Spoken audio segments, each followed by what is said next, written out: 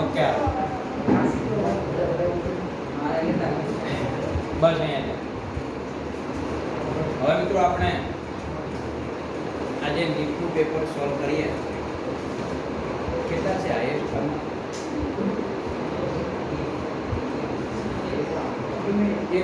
એકની સામે 180 લખ્યા હતા.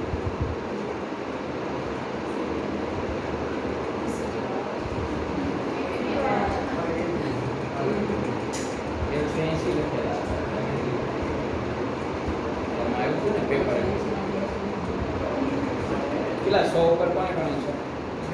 100 ઉપર 6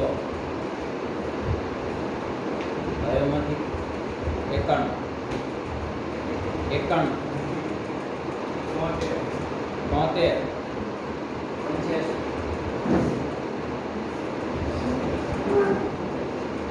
क्या प्रकरणની ટેસ્ટ હતી આ?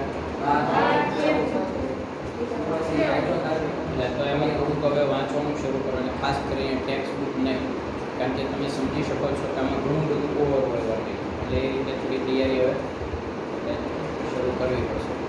હવે મિત્રો આગળ જોઈએ તો તમારા જે પ્રશ્નો છે મને ભાઈએ લખીને આપેલા છે. એમાં પહેલો બીજો પ્રશ્ન જે બે પાંચમો છઠ્ઠો પ્રશ્ન છે. તો પહેલો પ્રશ્ન આપણે સમજીએ. શું કીધું છે જુઓ તો ભાઈ, આઈયુપીએસસી નામ આપવાનું છે. હવે આ આઈયુપીએસસી નામનું આવ્યું બહુ આપણે શું કરવાનું છે અહીંયા ધ્યાન આપજો મિત્રો. અહીંયા દીર્ઘતમ શૃંખલા પસંદ કરવાની પ્લસ શાખાવાળો ભાગ હોય ને દીર્ઘતમ શૃંખલામાં આવી જવો જોઈએ. તમે જુઓ આમાં હું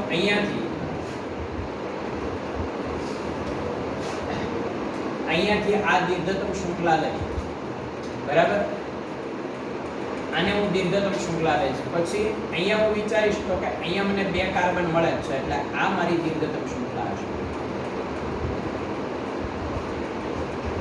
તમને તો ઉપર પણ કાર્બન 2 મળે છે. હવે તમે હું આ જે મેં દીર્ઘતમ શૃંખલા લખી એમાં કેટલા કાર્બન છે જુઓ તો 1 2 3 4 5 અને અહીંયા CH3 2 ટાઈમ્સ છે એટલે આપણે એને આમ લખીએ 1 2 3 4 5 6.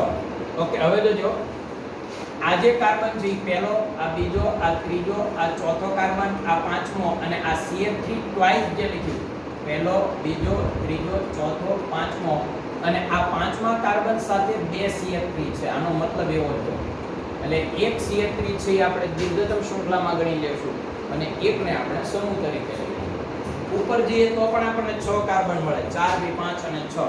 પણ મિત્રો તો પાછો આ આઇસોપ્રોપાઇલ સમૂહ, આઇસો શબ્દ મોટે ભાગે આપણે પ્યોર આઈયુપીએસસી માં યુઝ કરતા નથી. તો અહીંયા આપણે આ રીતે હવે ચોથા કાર્બન સાથે તમે જોઈ શકો છો કે 2 શાખા છે.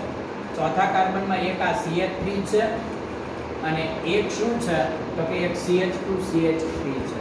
CH2 CH3. હવે આનું નામ તમે આપી શકો છો. શું આવશે આનું નામ ભાઈ? જુઓ તો 6 કાર્બન થઈ ગયા, 2 મિથાઇલ છે, ચોથા ને પાંચમા ઉપર એક ઇથાઇલ છે ઓર ઇથાઇલ, બરાબર? સોરી, નંબર અહીંયાથી હું આપીશ ને, મેં આ તમને કાર્બન ગણીને આપ્યા એ રીતે, પણ એવું જરૂરી નથી કે બંધારણમાં તમે, કારણ કે હું તો જ્યારે બંધારણ બનાવું ત્યારે મોટી શૃંખલાથી પસંદ કરું, મોટી શૃંખલાથી પસંદ કરું. હવે નંબર હું કઈ રીતે આપીશ તો કે આઈયુપીએસસી નામાં નંબર 1 2 3 4 5 અને 6, કારણ કે વધુ નજીક પડે તો 3 ઇથાઇલ. હજી શું આવશે મિત્રો? બીજા અને ત્રીજા સાથે મિથાઇલ એટલે હું લખીશ 2 3 ડાયમિથાઇલ અને પછી શું આવશે? હેક્સેન. આ રીતે આમાં આવશે. બંધારણને ખાસ સમજવાની ટ્રાય કરવાની છે તો જ આ ખ્યાલ આવશે. બીજો પ્રશ્ન છે એમાં તમને આપેલું છે, જો પહેલી વાત તો એ કે આ જે બંધારણ છે એને આપણે શું કહીએ છીએ? સાયક્લોપેન્ટેન. આ તો કન્ફર્મ થઈ ગયું મિત્રો. હવે આજે જે CHO એટલે આલ્ડીહાઇડ છે, શું કહેવાય એને? આલ્ડીહાઇડ. તો તમે હવે આને આધારે આનું જો નામકરણ આપવું હોય તો શું આપી શકો? શું કહી શકો? અહીંયા ધ્યાન આપજો. અહીંયા હું આને CHO કહું અને અહીંયા OH. આ પહેલો કાર્બન હશે, આ બીજો કાર્બન હશે, બરાબર. હવે આમ તો OH સમૂહ છે, હાઇડ્રોક્સિલ સમૂહ છે, પ્રત્યય તરીકે લાગે તો ઓલ લાગે, પણ અહીંયા પ્રત્યય તરીકે નહીં લાગી શકે કારણ કે આલ્ડીહાઇડ એના કરતાં વધુ સક્રિય છે. એટલે આગળ લગાડવાનો, જેને આપણે પૂર્વક કહીએ, પૂર્વક તરીકે લાગે તો એને હાઇડ્રોક્સી કહેવાય. શું કહેવાય એને? એટલે 2 હાઇડ્રોક્સી, પછી આનું નામ આપી દો. શું આવશે? સાયક્લોપેન્ટેન. ઓકે, આ વાત પૂરી. હવે મિત્રો આને છે આલ્ડીહાઇડ છે એટલે અમારે લખવું પડે કાર્બાલ્ડીહાઇડ. શું લખવાનું?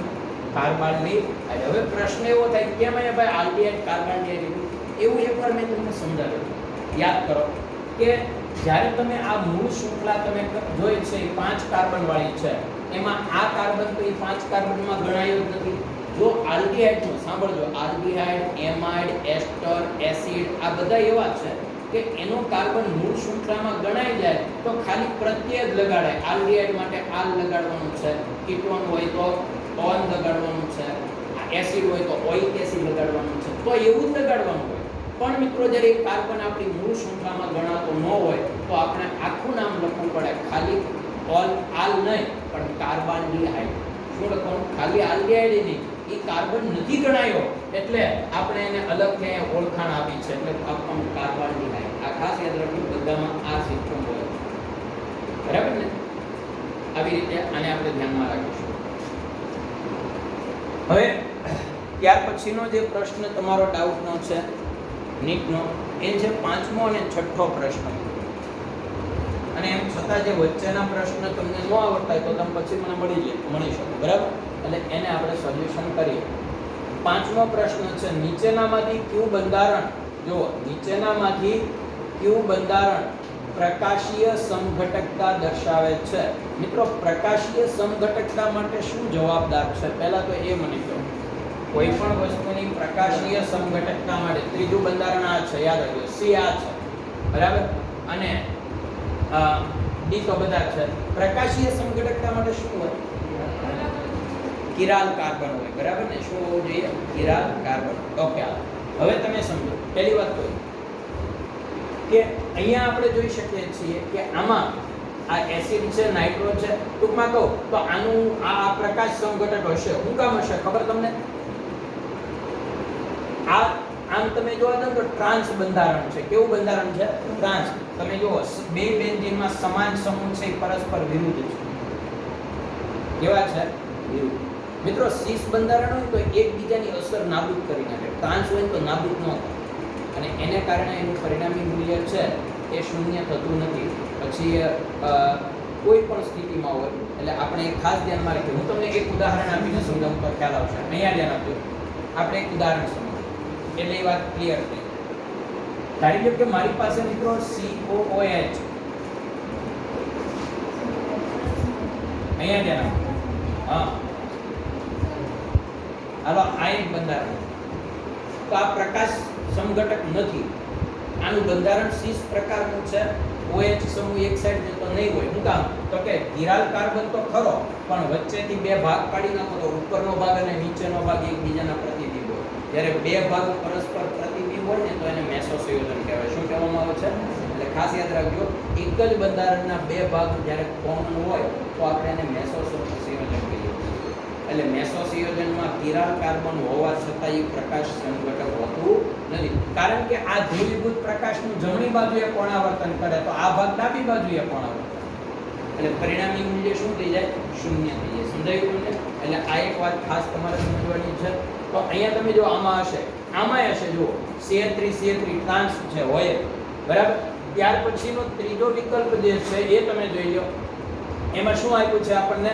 મિત્રો આ બંધારણની તમને ખબર છે ને? આ બરાબર છે, આપણે આવતું બરાબર ને? સોર્સ બંધારણ પણ કેવું? ઇક્લિપ્સ્ડ કે સ્ટેગર્ડ, બરાબર ને? એટલે 160 અંશનો ખૂણો. પહેલી વાત તો આમાં પ્રકાશીય સમઘટકતા હોવાનું કારણ આપું મિત્રો, અહીંયા બે કિરાલ કાર્બન છે. તમે જુઓ, આ જે સેન્ટરનો કાર્બન જે છે આ, બરાબર, એમાં એક બ્રોમિન છે, એક ક્લોરીન છે, એક હાઇડ્રોજન છે અને એક પેલો નીચેનો આખો કાર્બન છે. આ કિરાલ કાર્બન છે, એક છે કિરાલ કાર્બન. બરાબર, આવડો આ કિરાલ નથી. આ તમને એમ થશે કે આ CH3 ક્યાંથી લાવ્યો? એ આ નીચેનો કાર્બન છે. જો એક હાઇડ્રોજન, બે હાઇડ્રોજન અને ત્રણ હાઇડ્રોજન વાળો જે નીચે દબાયેલો કાર્બન છે. એટલે આમાં તમે જો આ કિરાલ કાર્બન છે, મતલબ પ્રકાશીય સંઘટકતા દર્શાવે છે. તો અહીંયા આપણે એવું કહીએ કે આમાં બધા સંયોજનો છે એ પ્રકાશીય સંઘટકતામાં હોય. ત્યાર પછી છઠ્ઠો પ્રશ્ન છે, નીચેના પૈકી કયો પ્રોટોન વધુ એસિડિક છે? મિત્રો, એસિડિકતા માટે શું જવાબદાર છે એ તમને વાત કરું.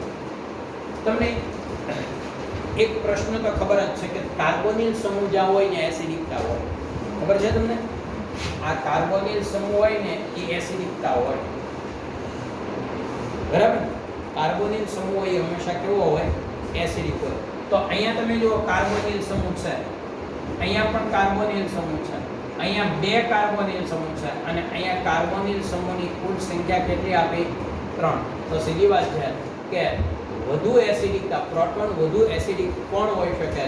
તો મિત્રો ખાસ યાદ રાખજો કે વધુ એસિડિક કોણ આવશે? અહીંયા કોણ આવશે?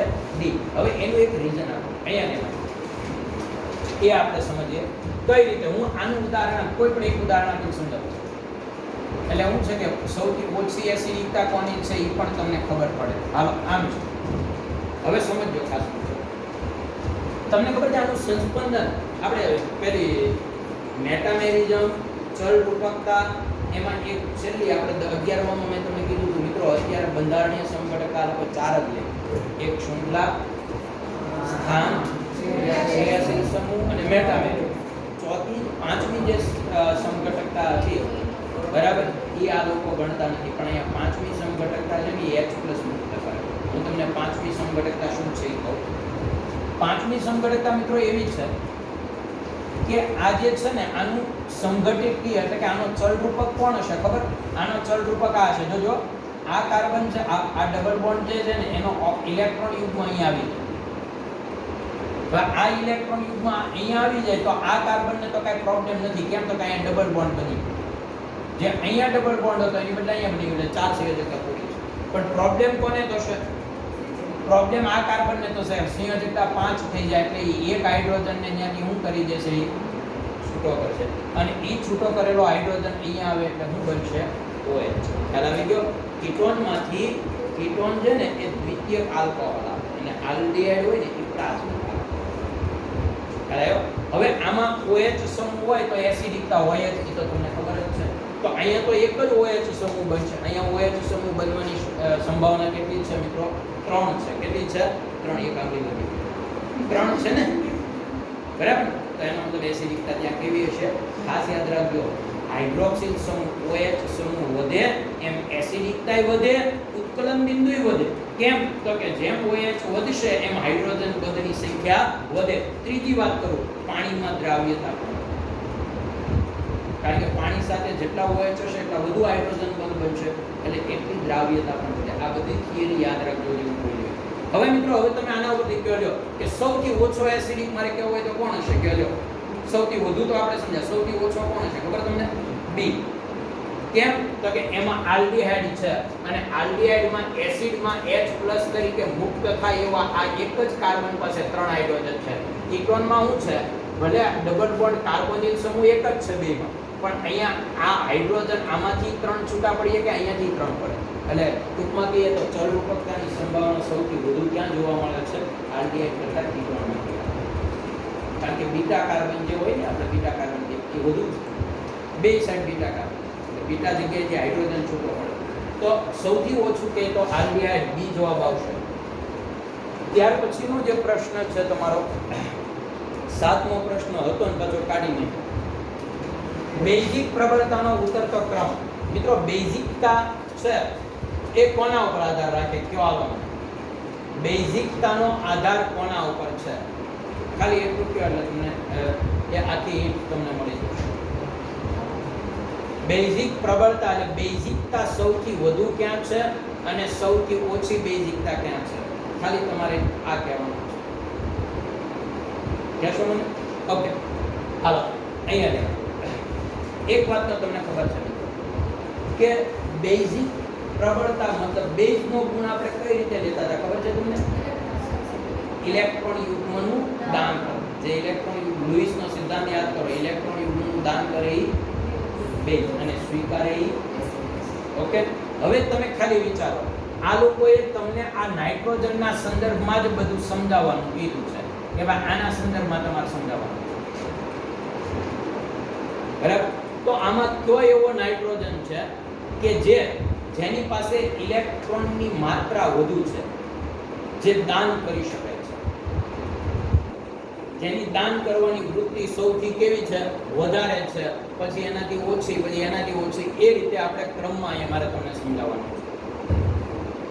મિત્રો એક વાત તમને કરી દઉં કે આ જે નાઇટ્રોજન છે બીજા કાર્બન સાથેનો, આપણે શરૂઆત અહીંયાથી કરીએ. એમાં આ નાઇટ્રોજન છે, આ બેન્ઝીન નથી અને અહીં હાઇડ્રોજન છે. હવે નાઇટ્રોજન એક જ એવો છે જેની પાસે ઇલેક્ટ્રોન યુગ્મ છે, બરાબર ને? અને બાકીના બધા જ એમાં શું હશે બોલો તો? ખૂણા ઉપર શું હશે? CH2, બરાબર ને ભાઈ? બાકીના બધા CH2 હશે. ઓકે, આ ખબર પડી ગઈ? કારણ કે ડબલ બોન્ડ તો કંઈ છે નહીં. ઓકે, હવે હું તમારી સામે ત્રીજા નંબરનું બંધારણ આપું, કારણ કે બે બંધારણ સાથે સમજાવીશ તો આખી વાતની તમને ક્લિયરિટી આવશે. આ નાઇટ્રોજન પાસે ઇલેક્ટ્રોન યુગ્મ તો છે જ અને એ પણ દાન કરશે, પણ બેમાંથી કોની પાસે ઇલેક્ટ્રોન યુગ્મ દાન કરવાની વૃત્તિ વધુ હશે? તો કે સામેથી હેલ્પ મળશે ત્યાં. હવે બીજી વાત, અહીંયા નાઇટ્રોજન સિવાયના બધા કાર્બન જે છે, અરે ખુદ નાઇટ્રોજન પણ sp3 સંકરણ ધરાવે, કારણ કે પાઈ બંધ નથી, અને બધા કાર્બન પણ sp3 સંકરણ ધરાવે. યાદ કરો, sp3 સંકરણ ધરાવતો કાર્બન છે એની ઇલેક્ટ્રોન આકર્ષવાની વૃત્તિ સાવ ઓછી હોય, દાન કરવાની વૃત્તિ હોય. ખબર છે ને તમને? એટલે આપણે એવું કહેતા હતા કે sp3 સંકરણ, પછી sp2 અને sp, તમે જુઓ તો અહીંયા s નું પ્રમાણ, ટકાવાર પ્રમાણ વધે. s નું ટકાવાર પ્રમાણ વધે ને મિત્રો, એટલે ઇલેક્ટ્રોન ખેંચવાની વૃત્તિ વધે, કારણ કે s કક્ષક ગોળાકાર છે એટલે ઇલેક્ટ્રોન આકર્ષે. તો મિત્રો ખાસ યાદ રાખજો કે sp3 હોય ને એવા કાર્બનની ઇલેક્ટ્રોન આકર્ષવાની વૃત્તિ છે જે હોતી નથી, ઉલટાની આકર્ષે નહીં, ઉલટાનો એ શું કરે? આપે. એટલે આ બધા કાર્બન નાઇટ્રોજનને ઇલેક્ટ્રોન આપવામાં હેલ્પ કરે છે. આ છે ને એ આને ઇલેક્ટ્રોન એ પોતે પોતાનું ભાગીદારીનું ઇલેક્ટ્રોન એના તરફ ધકેલે. એટલે નાઇટ્રોજનની ઇલેક્ટ્રોન આપવાની વૃત્તિ છે ને વધે, અને આપવાની વૃત્તિ વધે એટલે બેઝિકતા કેવી હોય છે મિત્રો? સૌથી વધારે. સમજાયું? હવે આમાં કોણ છે તો કે અહીંયા નાઇટ્રોજન ખુદ sp2 વાળો છે, અને બધા કાર્બન પણ કેવા છે ભાઈ? અહીંયા કેવા છે? sp2 વાળા. સમજાયું? એટલે sp2 વાળો કાર્બન હોય તો એની ઇલેક્ટ્રોન આપવાની વૃત્તિ થોડી શું થઈ જાય? ઘટે. આપવાની ઘટે, સ્વીકારવાની. સમજી ગયા કે વાત? તો અહીંયા નાઇટ્રોજન ઇલેક્ટ્રોન યુગમાં આપવાની વૃત્તિ ખરી, પણ આના કરતા કેવી છે? અહીંયા ઓછી. એટલે લુઈસના સિદ્ધાંત પ્રમાણે આ 2 નંબરનું તત્વ સૌથી વધુ બેઝિક છે. પછી 3 નંબરનું. હવે હું તમને કહું, હવે આપણે આ બેને સમજીએ. તો મિત્રો એમોનિયા છે, એમાં આ લોકો ઇલેક્ટ્રોન આપવાની વૃત્તિ શું કામ એનિલિનમાં ઓછી બતાવે છે એ તમને કહું. કારણ કે અહીંયા નાઇટ્રોજન પાસે ઇલેક્ટ્રોન યુગ્મ હોય તો ખરું, પણ તમને ખબર છે કે સંસ્પંદનમાં એ વાપરે છે. ખબર છે ને આપણે શું કહીએ છીએ? બેન્ઝીન સાથે એમોનિયા સંસ્પંદનમાં વાપરે, એટલે ઇલેક્ટ્રોન યુગ્મ કન્ટિન્યુ એની પાસે રહેતું નથી, અને જેની પાસે ઇલેક્ટ્રોન યુગ્મ પોતાનું કન્ટિન્યુ ના રહેતું હોય એની દાન કરવાની વૃત્તિ પણ એટલી બધી હોઈ શકે.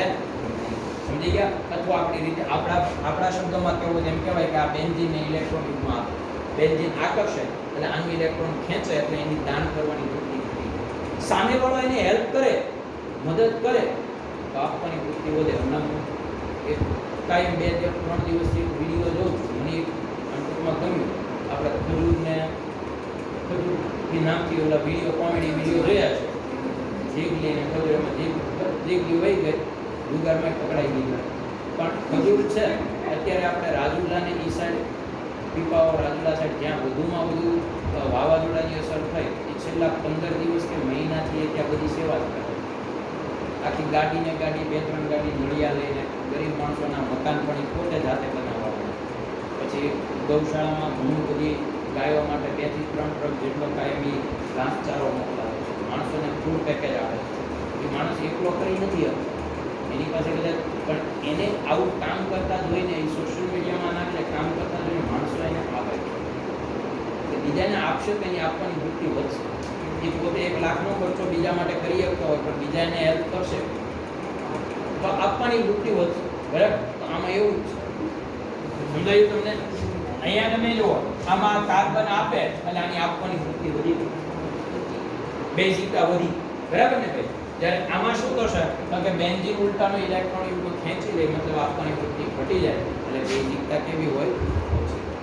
કેવી છે? બેઝિકતા પ્રમાણમાં ઓછી હશે. બરાબર ને? એટલે આ એક વાત ખાસ સમજો. અને આમાં જે છે 1 નંબરનું જે તત્વ છે ઉદાહરણ છે એની વાત કરું, પહેલો વિકલ્પ. તો મિત્રો એમાં તો તમે સમજી શકો છો, અહીંયા નાઇટ્રોજન છે હાથમાં આવે અને અહીંયા હાઇડ્રોજન. આની પાસે ઇલેક્ટ્રોન યુગ્મ તો છે જ, પણ એ પોતે sp3 સંકરણ વાળો હતો, પોતે sp3 વાળો છે, પણ એની બાજુના બધા sp2 વાળા છે. હવે sp2 વાળા હોય તો એ ઉલટાના નાઇટ્રોજન પાસેથી ઇલેક્ટ્રોન શું કરે? અહીંયા શું થાય? બે sp2 વાળા એટલે કોઈ આપે નહીં, કાર્બન એનો આપે, એમ નાઇટ્રોજન પાસેથી લઈ. પણ અહીંયા તો કાર્બન sp2 વાળો છે એટલે ઇલેક્ટ્રોન યુગ્મ સંસ્પંદનમાં અને વસ્તુ અહીંયા સંસ્પંદન બંધારણ થાય. કારણ કે આ બંધ છે એ ગતિ કરતો અહીંયા આવે ત્યારે આ જે છે ઇલેક્ટ્રોન યુગ્મ અહીંયા વપરાશે એટલે આ એક ઋણ બનશે.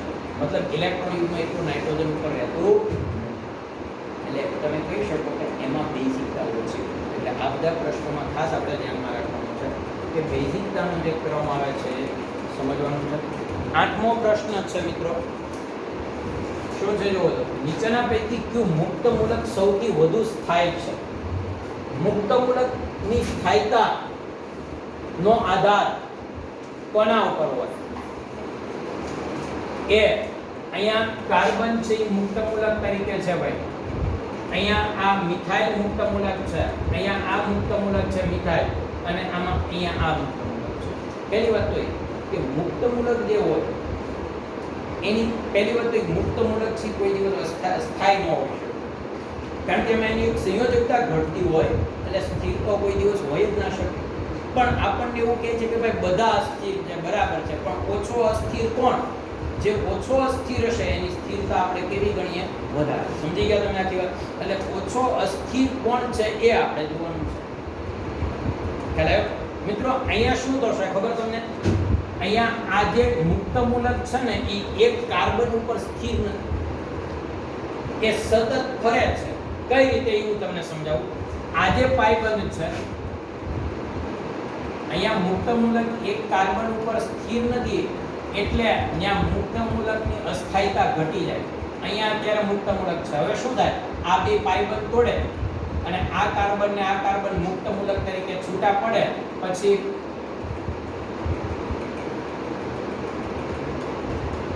આ જે કાર્બન ને આ કાર્બન મુક્ત મૂલક છે એ પરસ્પર જોડાઈ જાય એટલે મુક્ત મૂલક આની ઉપર આવી ગયું. સમજાયું? અહીંયા પહેલા પાઇબંધ તૂટે એટલે બે પોતપોતાનો ઇલેક્ટ્રોન લઈને છૂટા પડે, પછી આ છે એ પોતાનો ઇલેક્ટ્રોન આની સાથે બંધમાં વાપરી નાખે એટલે ડબલ બોન્ડ ન્યા બની ગયો, અને આની સાથે કોઈ ડબલ બોન્ડ ન બનાવે એટલે એ પકડી ગયો. સમજી ગયા તમે આખી વાત? એટલે અહીંયા શું થશે? સંસ્પંદન જોવા મળે. શું જોવા મળે છે? સંસ્પંદન. અને આ સંસ્પંદનને કારણે મિત્રો શું થવાનું છે? સ્થાયીતા વધે. એટલે એક જગ્યાએ કોઈ અસ્થિરતા ઉત્પન્ન કરનાર આયન હોય કે મુક્ત મૂલક એક જગ્યાએ હોય તો એ અસ્થિરતા ઉત્પન્ન કરે, પણ એક જગ્યાએ ન હોય તો અસ્થિરતા ઉત્પન્ન થતી. એટલે અહીંયા આમ ફર્યા કરે. અહીંયા એવું થાય, જુઓ આમાં શું કરશે ખબર? CH2 ડબલ બોન્ડ CH3 આમ છે, CH આ મુક્ત મૂલક છે, પણ આ મુક્ત મૂલકને આ કાર્બન હેલ્પ કરીએ કે કઈ રીતે? આ પાઇબંધ તોડે એટલે આ મુક્ત મૂલક થઈ જાય, અને આ મુક્ત મૂલક અને આ મુક્ત મૂલક બે પરસ્પર શું થઈ જાય? જોડાય. એટલે આમાં પણ સંસ્પંદન છે, છે કે નહીં? પણ આની જેટલા કાર્બન ઉપર, અહીંયા તો બધા કાર્બન ઉપર સંસ્પંદન ફરે, અહીંયા તો ખાલી બે વચ્ચે જ ફરે. કાં આ મુક્ત મૂલક અને કાં આ મુક્ત, બસ બે. હવે આગળ વાત કરીએ તો આમાં પહેલા મિથાઇલ ઉપર મુક્ત મૂલક છે એટલે ત્યાં શક્ય જ નથી જોઈએ. અહીંયા કોના ઉપર મુક્ત મૂલક છે મિત્રો? આની ઉપર મુક્ત મૂલક છે એટલે આ તો સૌથી કેવો હશે? અસ્થાયી હશે, કારણ કે એમાં મુક્ત મૂલક છે સંસ્પંદન થઈ શકતો નથી. બરાબર? અને છેલ્લું આમાં છે તો એમાં સંસ્પંદન થઈ શકે. એમાં સંસ્પંદન શક્ય છે, બરાબર. એમાં હાઇડ્રોજનને કારણે. અને આ વસ્તુ તમને બધાને ખબર છે કે આ મુક્ત મૂલક છે, આનો મતલબ શું કહેવાય? એની પાસે કેટલા ઇલેક્ટ્રોન છે? કાર્બન પાસે 7. 4 એના હતા, 3 ભાગીદારીના છે 7. હજી એક ભાગીદારી હતી ઘટે છે, એટલે નહીતર 8 થઈ. પણ જેને ઇલેક્ટ્રોન ઘટે પણ એની આસપાસ મિથાઇલ સમૂહ હોય તો આપણે વાત કરેલી છે કે મિથાઇલ છે એ ઇલેક્ટ્રોન દાતા છે, એટલે આ બધા ઇલેક્ટ્રોનનું દાન કરે. એટલે પહેલા કાર્બનનું જે ઇલેક્ટ્રોનિક ઉણપ હતી એ દુઃખ થોડું ઘટાડી દે. સમજી ગયા તમે? થોડું ઘટાડી એટલે પ્રમાણમાં એને સ્થિર બનાવવાની ટ્રાય કરે. તો આ બધાના ક્રમ ગોઠવવા હોય તો આપણે ગોઠવી શકીએ. બધાના ક્રમ ગોઠવવા તો સૌથી ઓછો અસ્થાયી આવે છે, પહેલા નંબરે આવે, બરાબર. પછી બીજા નંબરે આવશે, કારણ કે એમાં બે સંસ્પંદન છે. આમાં ત્રીજા નંબરે આવશે અને સૌથી ઉપર સ્થાયી પણ આવશે. એટલે આ બધા પોઈન્ટ છે એ આપણે ખાસ ધ્યાનમાં રાખવું. થોડીક આની પ્રેક્ટિસની જરૂર પડશે મિત્રો, તો જ આવે છે. હવે કેટલામો પ્રશ્ન છે જુઓ તો? 9મો આવડે છે, 10મો ને 11. એમ છતાં આપણે પૂરું થાય ને પછી પાછા મને કહેજો કોઈ ન આવડતો હોય પ્રશ્ન. હવે હાલો, નીચેના પૈકી કયા બંધારણમાં સંસ્પંદન શક્ય નથી? બોલો, આમાં ક્યાં સંસ્પંદન શક્ય નથી? તો મિત્રો એક વાત તમને કહી દઉં, જ્યાં ધન ભાર હોય ત્યાં સંસ્પંદન શક્ય છે, કારણ કે ઇલેક્ટ્રોન યુગ્મ અથવા હાઇડ્રોજનની આપલે થઈને બની શકે. આમાં સંસ્પંદન શક્ય છે, આમાં છે, કારણ કે H+ દૂર થાય, Cl- દૂર થાય તો સંસ્પંદન શક્ય છે. પછી આમાં સંસ્પંદન છે. હા, એક વાત ધ્યાનમાં રાખજો, વધુ વિદ્યુતઋણ પરમાણુ અહીંયા જોડાયેલો છે તો એમાં તો સંસ્પંદન હોવાનું. અહીંયા કાર્બન કેવો છે? ધન છે. આ કાર્બન ધન. તો આમાં સંસ્પંદન કઈ રીતે બની? તમે આમાં આની પાસે 2 ઇલેક્ટ્રોન યુગ્મ છે, એટલે એ પોતાનું ઇલેક્ટ્રોન યુગ્મ અહીંયા વાપરી શકે, બરાબર ને? એટલે આમાં એક સંસ્પંદન શક્ય છે. એ ઇલેક્ટ્રોન યુગ્મ વાપરી ડબલ બોન્ડ બનાવીએ કે પછી ભલે એ ધન બને. સમજી ગયા? એમાં સંસ્પંદન શક્ય છે એક જ સંસ્પંદન. એમાં આમાં એક સંસ્પંદન શક્ય છે, સલ્ફર છે, એમાં એક શક્ય છે, બરાબર. પછી આમાં મેં તમને કીધું આમાં સંસ્પંદન કયું આવશે મિત્રો? Cl2 double bond CH Cl, બરાબર. આમાં સંસ્પંદન તમે ક્યાં લેશો?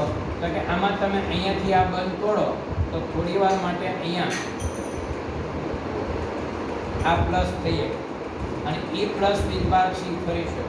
ટૂંકમાં આમાં આપણે એવું શીખ્યા હતા કે આ પછી આ જ બેકનું ઉદાહરણ હતું. આપણે લોકોને જે આવ્યું કે ચલ રૂપક કામના વાત કરી કે ભાઈ ડબલ બોન્ડની સાથે કીટોન કે આલ્ડિહાઇડ, તો અહીંયા એ જ વાત છે. પણ સંસ્પંદન આમાં આ બે બંધારણ છે એ એક પ્રકારે સંસ્પંદન જ થયું કહેવાય. ટૂંકમાં બે શક્યતાઓ છે, બરાબર. પણ આની અંદર મિત્રો સંસ્પંદન એટલે નથી આપતા, આ બેન્ડિંગ નથી. અહીંયા ડબલ બોન્ડ છે અને અહીંયા મિથાઇલ છે. આ લાઈન છે એ શું દેખાડે છે? આમાં તમે કોઈ જગ્યાએ સંસ્પંદન દેખાડી ન શકો. સંસ્પંદનની શરૂઆત મિત્રો કોઈ પરમાણુ એવો હોય જેની પાસે ઇલેક્ટ્રોન યુગ્મ હોય, અથવા તો એવો કે એની પાસે ઇલેક્ટ્રોન યુગ્મ ઘટતા હોય તો આ સંસ્પંદનની શરૂઆત થાય. પણ બધું તટસ્થ જ હોય અને કોઈ પાસે વધારાનો એક પણ ઇલેક્ટ્રોન ન હોય તો સંસ્પંદન શક્ય જ નથી. આમાં તમે સંસ્પંદન લઈ જ ન શકો, બરાબર.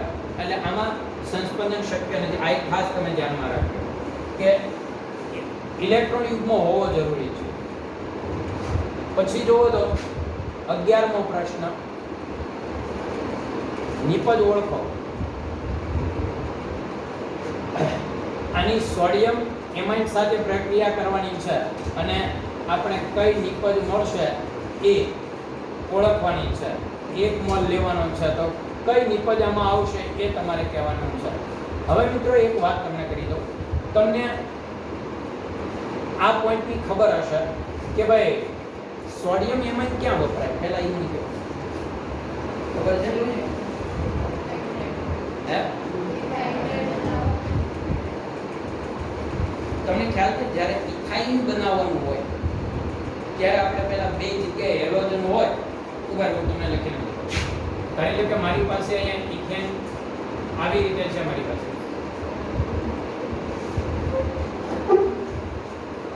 અહીંયા બ્રોમિન છે ને અહીંયા બ્રોમિન છે, બે 1,2 ડાયબ્રોમો ઇથેન છે.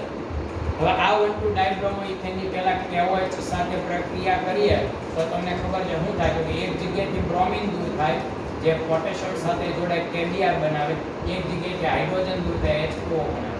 એટલે આપણે આમ કહેતા હતા કે અહીંયા બ્રોમિન પડ્યો રહ્યો હાઇડ્રોજન ગયો, અહીંયા હાઇડ્રોજન પડ્યો રહ્યો બ્રોમિન ગયો, ડબલ બોન્ડ.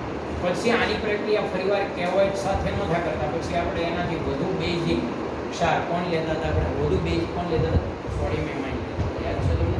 એટલે આવું આ છે કે આ બ્રોમિન ને લઈ લે અને આ હાઇડ્રોજન ને લઈ. તો મિત્રો આ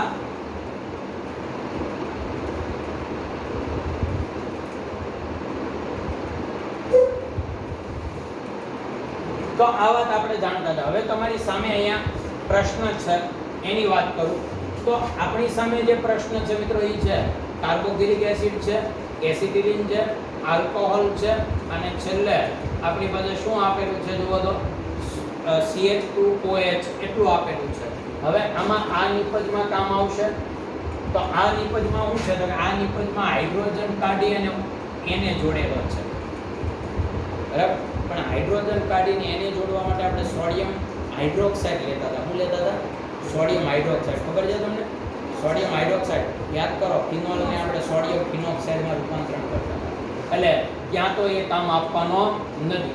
પછી આ નિપજમાં શું છે તો કે આમાં અહીંયા એને હાઇડ્રોજન કાઢ્યો અને સોડિયમ જોડ્યો આલ્કોહોલમાંથી, તો ત્યાં પણ એ કામ આપવાનું નથી. ત્યાર પછી ત્રીજી વાત, આ ત્રીજામાં શું છે તો કે એમાં એને અહીંયા સોડિયમ જોડ્યો, અહીંયાથી હાઇડ્રોજન કાઢ્યો બરાબર અને સોડિયમને જોડ્યો છે એટલે એ અહીંયા છે. અને ચોથો પ્રશ્ન છે એ અહીંયા આપેલો છે. હવે તમે જ મને વિચારીને કહો કે સોડિયમ ક્યાં જોડાય? મિત્રો સોડિયમ એમાઇન છે એ બેઝ છે. બેઝ છે એ કોની હારે પ્રક્રિયા કરે? એસિડ હારે. તો આમાં એસિડિક ભાગ કયો? આમાં એસિડિક ભાગ કોણ છે? કાર્બોક્સિલિક એસિડ એસિડિક ભાગ છે. એટલે બેઝનો ધન આયન કોના હાઇડ્રોજન ઉપર આક્રમણ કરે? એસિડિક ભાગ ઉપર હાઇડ્રોજન ઉપર આક્રમણ કરે બરાબર ને? હા, જો તમે આ એસિડ નો આપ્યો હોત ને તો બીજો ઓપ્શન ઈ કયો પસંદ કરે ખબર તમને? તો એ બીજો ઓપ્શન આલ્કોહોલ પસંદ કરે. કેમ? તો કે આલ્કોહોલને પણ આપણે એસિડિક કીધો છે. સમજી ગયા તમે? એટલે હંમેશા યાદ રાખો બેઝ પહેલા કોની હારે પ્રક્રિયા કરે? પ્રબળ એસિડિક ભાગ સાથે. એ ન હોય તો એનાથી નિર્બળ તરફ જાય. એટલે ફાઇનલી આમાં પ્રક્રિયા કઈ આવશે? નિપજ ડી આવશે. આ યાદ રાખો.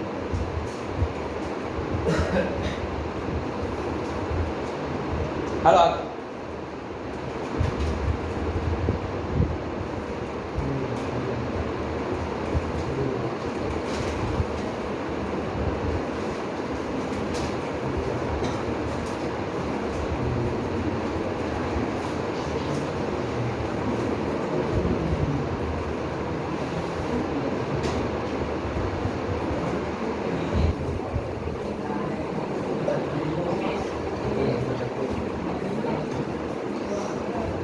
હવે કેટલામો પ્રશ્ન છે જુઓ તો 15મો છે. 15 17 18 15 17 અને 18 બરાબર ને? હાલો 15મો પ્રશ્ન જુઓ તો ભાઈ શું આપ્યો છે? 2 પેન્ટેનોન અને 3 જો 2 પેન્ટેનોન અને 3 મિથાઇલ 2 બ્યુટેનોન એક ખાલી જગ્યા સમઘટકોની જોડ છે. એ કયા સમઘટકો છે તમારે ખાલી કહેવાનું છે. આ તો બહુ સમજાય જેવી વસ્તુ છે. 2 પેન્ટેનોન એટલે શું મિત્રો? 5 કાર્બન છે અને બીજા કાર્બન સાથે કીટોન છે બરાબર ને? હું આખું હાઇડ્રોજન ને એવું નથી લખતો. અને પહેલામાં શું છે? 2 મિથાઇલ બ્યુટેનોન 3 મિથાઇલ 2 બ્યુટેનોન. હાલો આ અહીંયા અને અહીં મિથાઇલ છે. બોલો આ બે એકબીજાની કેવી સમઘટકતા કહેવાય? શૃંખલા સમઘટકતા. શું કહેવાય? કારણ કે શૃંખલા બદલાય છે બરાબર ને? એટલે આ બંને એકબીજાના કેવા સમઘટકો છે? શૃંખલા સમઘટકો છે કારણ કે શૃંખલા બદલાય. પછી 16મો પ્રશ્ન છે નીચેનામાંથી કયું સૌથી વધુ સ્થાયી સંયોજન છે? મિત્રો અહીંયા સ્થિરતા પણ કાર્બોકેટાયનની સ્થિરતા તમને આવડે છે? 11માં આપણે શીખ્યા હે? અહીંયા ધ્યાન આપજો. કાર્બોકેટાયનની સાથે 3 સમૂહ જોડાયેલા છે. એક નહીં હોય, 4 નહીં હોય. હું કામ તો કે એક સંયોજન ખાલી. હવે જો અહીંયા મિત્રો ઇલેક્ટ્રોન દાતા સમૂહ હોય તો શું થાય તો કે આને ઇલેક્ટ્રોનનું દાન કરે. આ ધન ભાર હું કામ છે કારણ કે કોઈ કેની હારે જોડાયેલો તો ઇલેક્ટ્રોન લઈને ભાગી ગયો અને એ ઇલેક્ટ્રોનિક ઉણપને એક વાત યાદ રાખજો, કાર્બોકેટાયન અસ્થાયી કારણ કે એની પાસે ઇલેક્ટ્રોન યુગ્મનો અષ્ટક નથી એટલે જે એને ઇલેક્ટ્રોન યુગ્મમાં હેલ્પ કરે એની વધુ ને વધુ સ્થાયી થતો જાય. તો ઇલેક્ટ્રોન દાતા સમૂહ જોડાયેલા હશે તો એ કાર્બન તરફ ઇલેક્ટ્રોનનું દાન કરશે અને દાન કરશે એટલે એના ઉપરનો ધનભાર ઘટશે અને ધનભાર જેટલો ઘટે એટલી સ્થિરતા વધે. હવે ઇલેક્ટ્રોન દાતા અને ઇલેક્ટ્રોન આકર્ષક સમૂહ કોણ છે તમને ખબર હોય. દાખલા તરીકે આપણે આમાં જોઈએ તો મિત્રો અહીંયા કાર્બન સાથે 3 ફિનાઇલ જોડાયેલા છે. ફિનાઇલ એટલે શું? બેન્ઝીન. બરાબર, બેન્ઝીન તો ઇલેક્ટ્રોન શું છે ભાઈ? શું છે? આકર્ષક એટલે ઇલેક્ટ્રોન ખેંચે એટલે ધનભાર ઘટાડવાની બદલે ઉલટાનો વધશે કારણ કે ઇલેક્ટ્રોન ખેંચી લે એટલે ધનભાર ઉલટાનો વધશે. સમજાયું તમને? તો એ તો આવે જ નહીં. સૌથી અસ્થાયીમાં એ આવશે. સૌથી અસ્થાયી પૂછે તો એ આવે. પછી બીજું 2 ફિનાઇલ ને 1 કાર્બન હોય એટલે પડી નહીં જાય. એક હાઇડ્રોજન હોય તો એ પહેલા આના કરતા થોડો સ્થાયી હશે. પછી 2 ફિનાઇલ અને 1 મિથાઇલ એ પહેલા કરતા સ્થાયી હશે. શું કામ? હવે તમે મને કહો હાલો ભલે આપણે ક્રમ ગોઠવવાનો નથી તો તમને પ્રશ્ન પૂછું. બી અને સી માં સ્થાયી કોણ હોય? સી. તમને તો ભાઈ બેમાં 2 ફિનાઇલ છે, 2 ફિનાઇલ છે પણ ત્રીજો પહેલામાં હાઇડ્રોજન છે જે દૂધિયાના શાક જેવો છે અને પહેલામાં મિથાઇલ છે જે દાતા છે. એટલે 2 આકર્ષક છે પણ એક તો દાતા છે ત્રીજામાં, સીમાં ઓલામાં તો 2 આકર્ષક અને 1 નિષ્ક્રિય છે. સમજી ગયા કે વાત તમે? એટલે આ નો આવે. હવે અહીંયા આવીએ કે આ હશે તો આના ઉપરથી મિત્રો તમે કહી શકો કે સૌથી વધુ સ્થાયી સંયોજન કયું હશે? આમાં એક પ્રશ્ન થશે.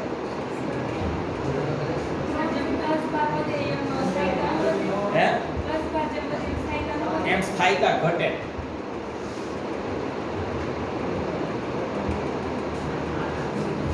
એમ સ્થાયીતા ઘટે.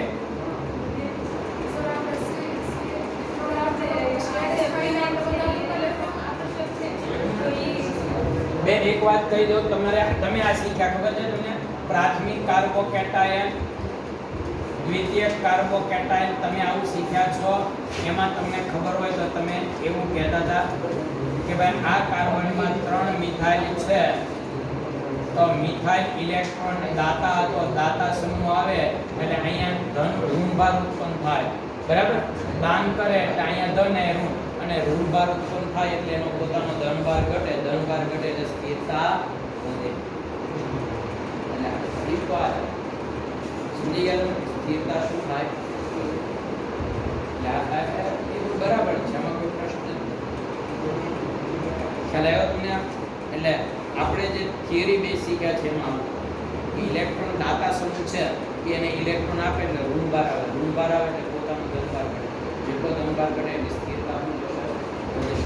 એટલે હકીકતમાં આમાં જે પહેલો આપ્યો ને એ મને એમ છે કે એને સૌથી ઓછો સ્થાયી કેવો જોઈએ. શું આવશે? સૌથી ઓછો સ્થાયી કોણ છે? તો યાર 17મો પ્રશ્ન જુઓ તો કાર્બનિયમાં કઈ નહીં, એમાં આપણે એ જે pH3 વાપર્યો છે એ તો નો જ આવી શકે. હા, પછી આ લોકો સંસ્પંદન જોતા હોય પણ સંસ્પંદનમાં તે કાર્બોકેટ તો બધામાં લાગુ પડે. જો બધા ફિનાઇલ છે એટલે કદાચ સરખામણી આમ હોય. 1 મિનિટ હોય તમને કહું. ધારી લો કે 3 ફિનાઇલ છે ભાઈ. હાલો આ કાર્બોકેટાયન છે, પછી આ બીજો ફિનાઇલ છે અને આ ત્રીજો ફિનાઇલ છે. બાકી આપણે જે સરખામણી આલ્કાઇલ અને એરિન વચ્ચે તો આ જ મેં કીધું જ. હવે બધા ફિનાઇલ હોય તો આપણે એવું કહીએ કે આ અને આ કાર્બન વચ્ચેનું પાઇ બંધ તૂટીને અહીંયા બંધ આવી જાય. તો શું થાય કે તો આ બંધ જે છે પાઇ બંધ આ તો એ તૂટી ગયો અને એની જગ્યાએ પાઇ બંધ અહીંયા બની ગયો એટલે ધનભાર અહીંયા આવી ગયો. બરાબર, હવે ધનભાર અહીંયા આવ્યો એટલે ધનભારનું સંસ્પંદનને કારણે સ્થિરતા વધે. સંસ્પંદન થાય ધનભાર એક જગ્યાએ સ્થિર હોય ને તો એ અણુ કેવો કહેવાય? ધનભાર એક જગ્યાએ સ્થિર હોય તો એ અણુ અસ્થિર કહેવાય અને ધનભાર ફરતો હોય તો એ અણુ કેવો ગણાય? સ્થિર. એટલે એમ તમે જુઓ તો અહીંયા ધનભાર ફરે. હવે આ બેન્ઝીન ના પાડી દે તો આ બેન્ઝીન મદદ કરે, આ કરે, એટલે તો કહેવાય કે જો ફિનાઇલ વધે એમ સ્થિરતા. સમજી ગયા તમે આખી વાત? તો પણ આલ્કાઇલની વાત મેં જે તમને કરી એ પણ એક અલગ વસ્તુ છે અને ફિનાઇલમાં હવે આ યાદ રાખો. સમજાયું તમને મેં કીધું? પણ એ બે વાત તમારે ખાસ ધ્યાનમાં રાખવી છે. બેના કારણ અલગ છે. કાર્બોનિયમ આયનનો સાચો ઉતરતો ક્રમ કયો છે? કાર્બોનિયમ આયન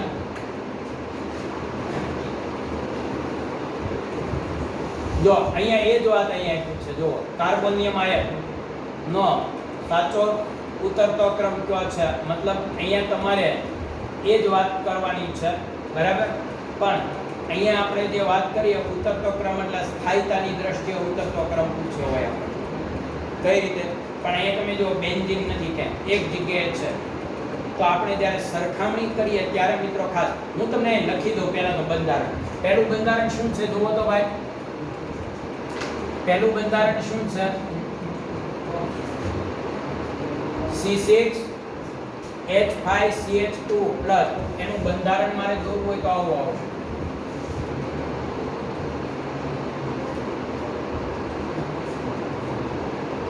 આ પ્લસ છે. પછી બીજો પ્રશ્ન છે C6 આ વચ્ચે H4 છે. હું કામ તમને કહું? કારણ કે અહીંયા કાર્બોકેટાયન કાર્બોનિયમ આયન છે અને પેરા સ્થાને OCH3 છે. આ બીજાનું બંધારણ છે. આમ બંધારણ આપ્યું. પછી ત્રીજું બંધારણ પેરા નાઇટ્રો પછી બેન્ઝીન છે એમાં નાઇટ્રો સમૂહ છે.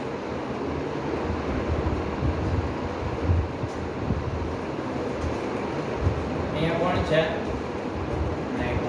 અહીંયા કાઈ નથી. અહીંયા મિથોક્સી સમૂહ છે, અહીંયા નાઇટ્રો સમૂહ છે અને ચોથામાં છે પેરા મિથાઇલ. એમાં પેરા સ્થાને મિથાઇલ આપ્યો. જો CH3 આ પહેલા તો આ બંધારણ આવવું જોઈએ. આવી રીતે છે.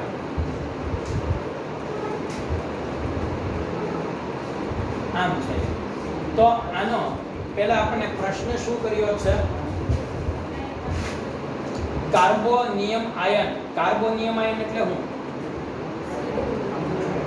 કાર્બોનિયમ આયન એટલે કાર્બોકેટાયન કહીએ ને આપણે કાર્બોનિયમ આયન કહીએ છીએ ને. તો કાર્બોનિયમ આયનનો ઉતરતો ક્રમ તમારે લખવાનો છે. તો અહીંયા મિત્રો આપણે ખાસ ધ્યાનમાં રાખીએ કે આ જે છે એમાં કાર્બોનિયમ આયનનો ઉતરતો ક્રમ શું આવશે? બરાબર? પણ અહીંયા એને પૂછવું જોઈએ કે સ્થિરતા માટેનો ઉતરતો ક્રમ છે કે પણ અહીંયા એ વાત એને લખી નથી. કાંઈ વાંધો નહીં, આપણે સ્થિરતાનો રાખશું કે સ્થિરતાનો ઉતરતો ક્રમ આપો અને સૌથી વધુ સ્થિર કોણ? તો જો અહીંયા પાછું ઓલું ફિનાઇલ વાળું મેં કીધું ને યાદ નહીં રાખવું કારણ કે અહીંયા બધામાં વધારાના સમૂહ છે. તમને ખબર છે આ મિથોક્સી સમૂહ છે ઇલેક્ટ્રોન શું કરે? દાન. બેન્ઝીન છે ને આને આ દાન બેન્ઝીનને દાન કરશે એટલે બેન્ઝીન સીધો અહીંયા આપશે અને પેરા સ્થાને સૌથી વધુ અસર પેરાય હોય. ખબર ને? લાગે દૂર પણ અસર વધુ હોય. બીજા નંબરે કોણ હોય? ઓર્થો અને મેટા એ સૌથી ઓછી હોય. કોઈ પણ અસર યાદ રાખજો. ઇલેક્ટ્રોન આકર્ષક હોય કે ઇલેક્ટ્રોન દાતા અસર પેરા સ્થાને હોય નહીં બધું. હું એ પણ એક થિયરી થોડી તમને સમજાવું પછી પહેલા સમજાવી દઉં. એટલે અહીંયાથી આ ઇલેક્ટ્રોનની અસર અહીંયા સીધી થશે. મતલબ અહીંયા ધનભાર શું થશે? બોલો.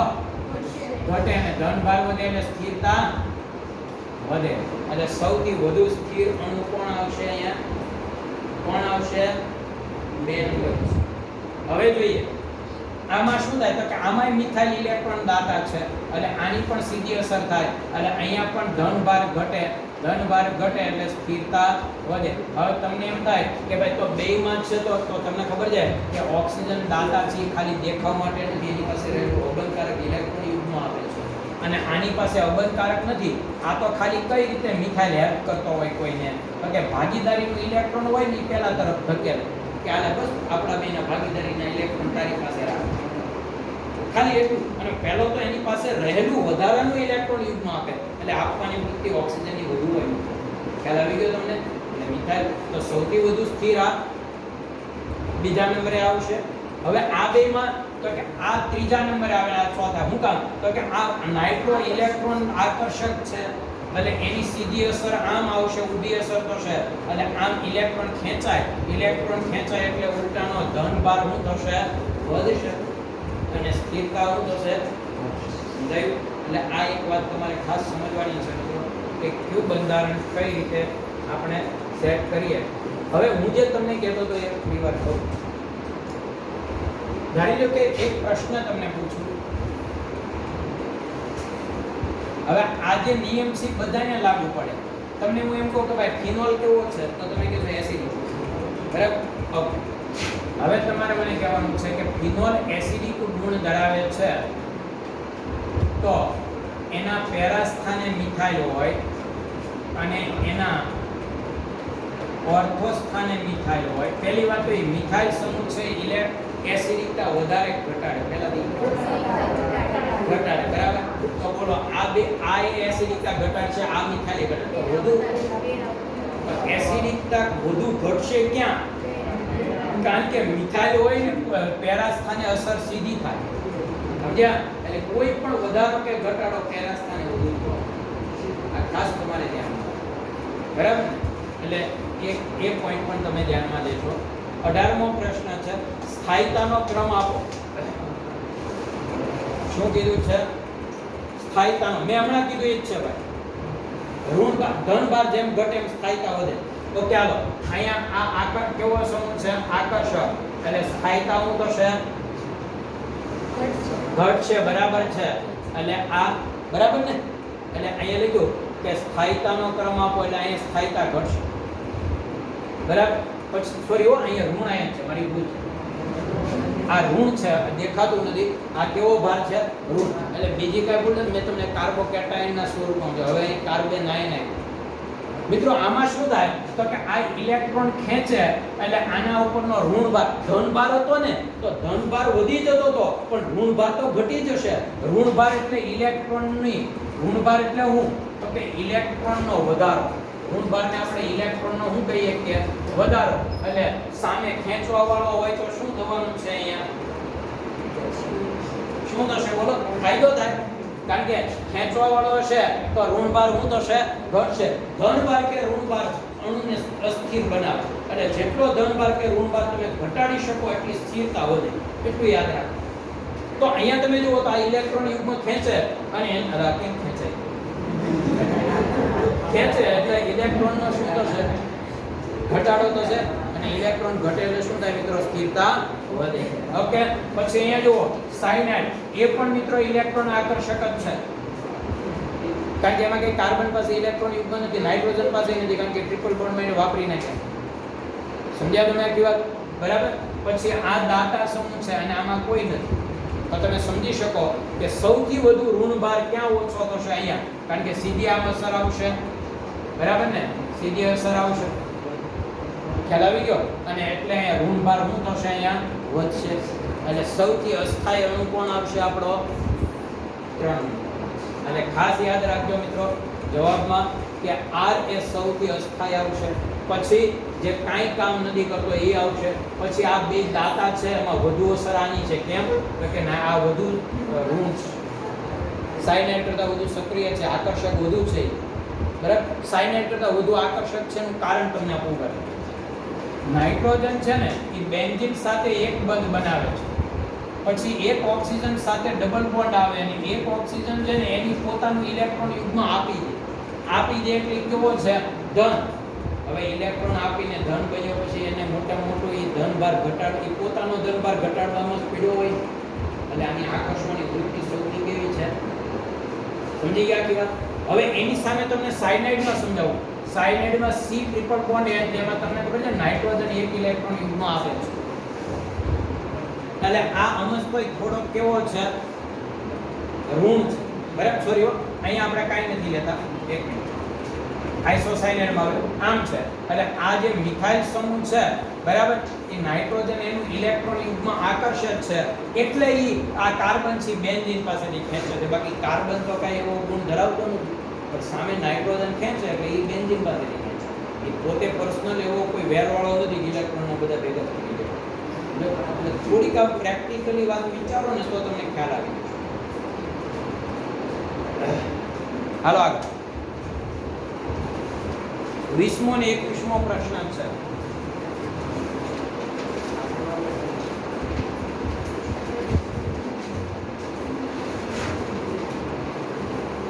જો તો 20મો કાર્બનિક પદાર્થમાં લેસાઇન કસોટી દ્વારા નાઇટ્રોજનની પરખ કરવામાં આવે ત્યારે બ્લુ રંગ જે પદાર્થને આભારી છે તેનું સૂત્ર નીચેનામાંથી કયું છે?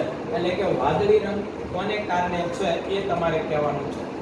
તો જો કાર્બનિક પદાર્થમાં લેટાઇસ કસોટી દ્વારા નાઇટ્રોજનની પરખ જ્યારે કરવામાં આવે એટલે નાઇટ્રોજનની હાજરી અને આ બધી કસોટી આપણે પાછળના પ્રકરણમાં છે 12મા પ્રકરણમાં પાછળનો પેજ જે છે એ આનું છે કે નાઇટ્રોજનની કસોટી માટે નાઇટ્રોજનની હાજરી માટે કઈ કસોટી. એટલે આ બે પ્રશ્ન છે, આમાં કંઈ નવું નથી, ખાલી આપણે અણુ સૂત્ર યાદ રાખી લેવું પડશે મિત્રો. એટલે અહીંયા શું આવશે જવાબ? Fe4 FeCN6 3 ટાઈમ એટલે હેક્સાસાઇનો બરાબર ફેરેટ, હેક્સાસાઇનો ફેરેટ એ આવશે. પછી 21મો પ્રશ્ન છે. 0.5 ગ્રામ કાર્બનિક પદાર્થના નમૂનાને જેનહાર્ડ પદ્ધતિ દ્વારા 50 મિલી 0.5 મોલર H2SO પર શોષે ત્યારે એમોનિયા ઉત્પન્ન થાય છે. બાકીનો એસિડ એમોનિયા દ્વારા તટસ્થ કરવામાં આવે ત્યારે 80 મિલી 0.5 મોલર NaOH એમોનિયા લે તો નાઇટ્રોજનના ટકા કેટલા છે એનું ટૂંકમાં ટકાવાર પ્રમાણ આપણે શોધવાનું છે.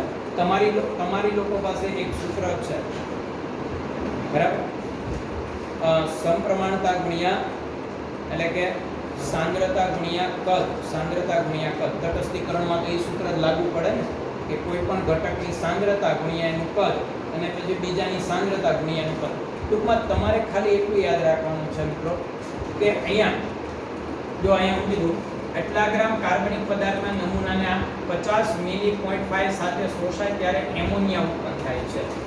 ત્યારે શું ઉત્પન્ન થાય છે? એમોનિયા ઉત્પન્ન થાય છે બરાબર.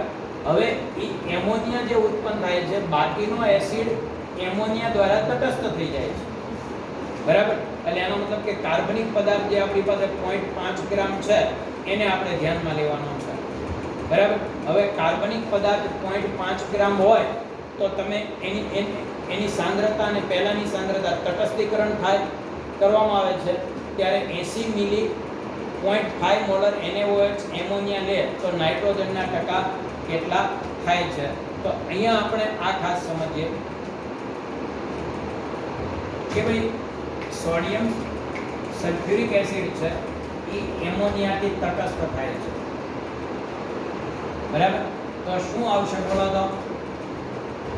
NH4 2SO4 આમ આવશે. NH4 2SO4 બરાબર. એટલે આપણે અણુની સંખ્યા અહીંયા 2 લઈ લઈએ. હવે તમે જોઈ શકો 50 મિલી 0.5 સલ્ફ્યુરિક એસિડ આપ્યો. હવે મને કહો તો એના મોલ કેટલા આવશે? મોલ બરાબર કેટલા આવે? ફરી મોલનું સૂત્ર શું છે? મોલારિટીનું, મોલના છેદમાં કદ. હવે મિત્રો મારે મોલ શોધવા હોય તો મોલારિટી ગુણ્યા કદ. મોલારિટી કેટલી આપી?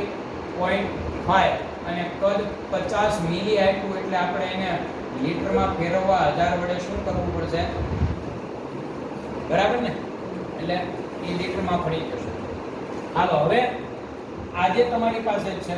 હવે તમારે શું કરવાનું છે તો કે આ બંને 0 0 દૂર ગયા પછી અહીંયા કેટલા આવશે? 2.5 ના છેદમાં 100 એટલે તમને જોવા મળશે 0.025 એટલા. અને એનો મતલબ એવો છે કે એમોનિયા કેટલો વપરાયો એસિડને તટસ્થ કરવા માટે? કેટલો એમોનિયા એસિડને તટસ્થ કરવા માટે વપરાયો? 0.025 મોલ. કેટલો વપરાયો ભાઈ?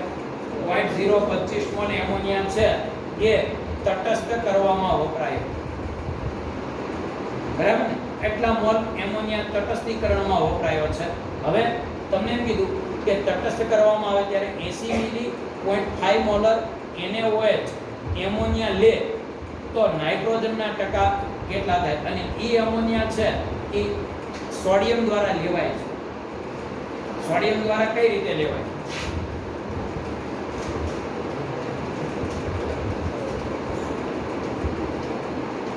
સોડિયમ હાઇડ્રોક્સાઇડ દ્વારા લેવાય છે. એટલે આમ તો તમે એની કમ્પેરિઝન સરખામણી કરો તો પણ આવશે. એટલે અહીંયા શું કરશે, આ એમોનિયા છે એ NH4 બનશે, અથવા તો આમ તો આ બે બેઝ છે એટલે આના દ્વારા આની બેની કમ્પેરિઝન કરી. હાલો એમોનિયાના મોલ કેટલા, સોડિયમ હાઇડ્રોક્સાઇડના મોલ કેટલા થશે મિત્રો? જોવો તો સોડિયમ હાઇડ્રોક્સાઇડના મોલ શોધવા તો શું કરવાનું, એની સાંદ્રતા ગુણ્યા એનું કદ છેદમાં 1000. આપણે જે પહેલા કર્યું હતું આ 0 0 ગયા 8 5 40 એટલે 4 વધે છેદમાં 100 એટલે કેટલા આવશે 0.04. તો સોડિયમ હાઇડ્રોક્સાઇડ 0.04 છે. તો એનો મતલબ એવો છે કે આ બેયનો સરવાળો કરીએ એટલે એમોનિયા હશે.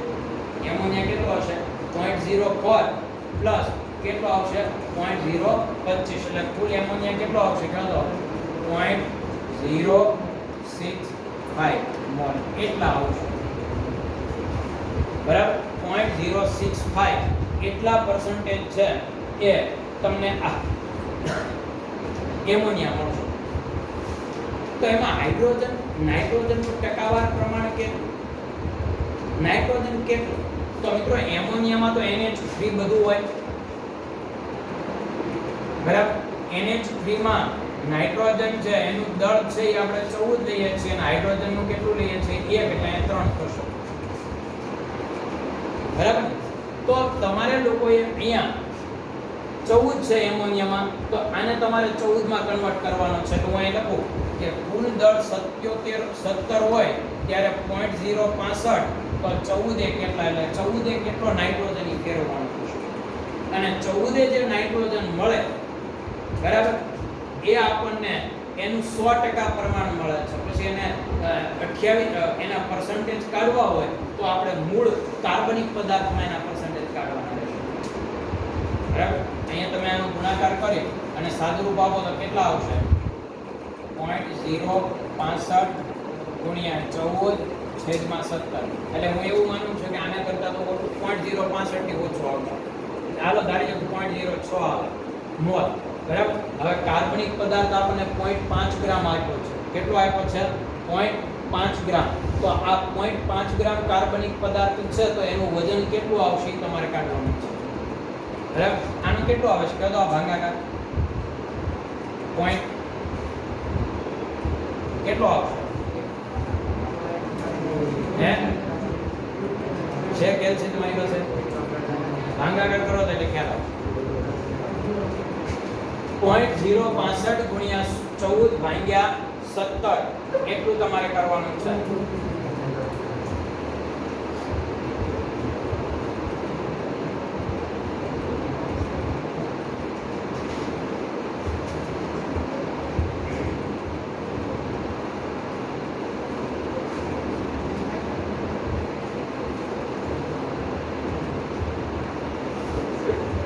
કેટલા છે 0.0 કેટલા આવે છે હે આ ભાગાકાર કર્યો કેલ્શિયમ નથી. આનો મિત્રો 0.061 જેવો આવશે. કેટલો આવશે 0.061 જેવો આવશે બરાબર. હવે ઈ જે 0.061 આવે એ કુલ દળ આપણું 100 ને પેલા નાઇટ્રોજનનું કુલ દળ 14 છે. એક નાઇટ્રોજનનું પરમાણુ યથા કેટલું છે 14 છે બરાબર ને. તો અને આપણી પાસે જે પેલો 14 છે ને કેટલું દળ આવે છે કુલ 14 આવશે બરાબર. હવે 14 આવે છે તો એને આપણે શું કરીએ તો અહીંયા લખું કે આપણા લગભગ આમાં 0.061 ની આસપાસ આવશે. મને પાકો આપણો નહીં યાદ નહીં થાય બાકી કારણ કે આપણે સમજ્યા કે 0.05 ની આસપાસ આવે ખબર નથી પણ ભાગાકારની આસપાસ આવશે. 3 છે ને એટલે 17 છઠ્ઠો ભાગ આવશે. છઠ્ઠો ભાગ એટલે બરાબર છે ભાઈ લગભગ આના 50 કે 51 આવશે બરાબર 50 કે 51 આવશે. તમે જો 17 કેટલા તો 14 કેટલા કેટલા. હવે મિત્રો આજે તમને નાઇટ્રોજનનું પ્રમાણ મળ્યું 0.05 મોલ બરાબર. હવે 0.05 મોલ મળ્યું. હવે નાઇટ્રોજન જે છે તો મને કહો તો આનું આપણે આણની અંદર શોધીએ આખા નાઇટ્રોજનનું. આ તમને મોલ મળ્યા તો આનું મારે વજન શોધવું હોય તો કેટલું આવશે? વજન એટલે હું 0.05 મોલ ગુણ્યા કેટલા આવશે બોલો તો 28 કેટલા થાય ગણો તો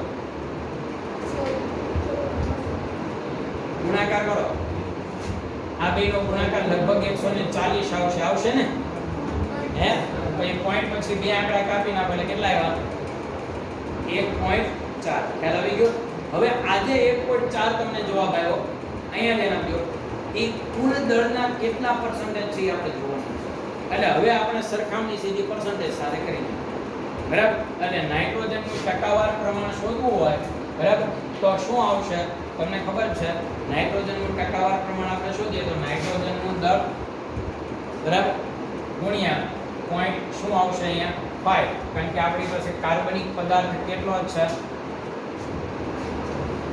છે કાર્બનિક પદાર્થ 0.5 છે ને તો 0.5 હવે આનું તમે સાદું રૂપ આપો એટલે કેટલા આવશે જુઓ તો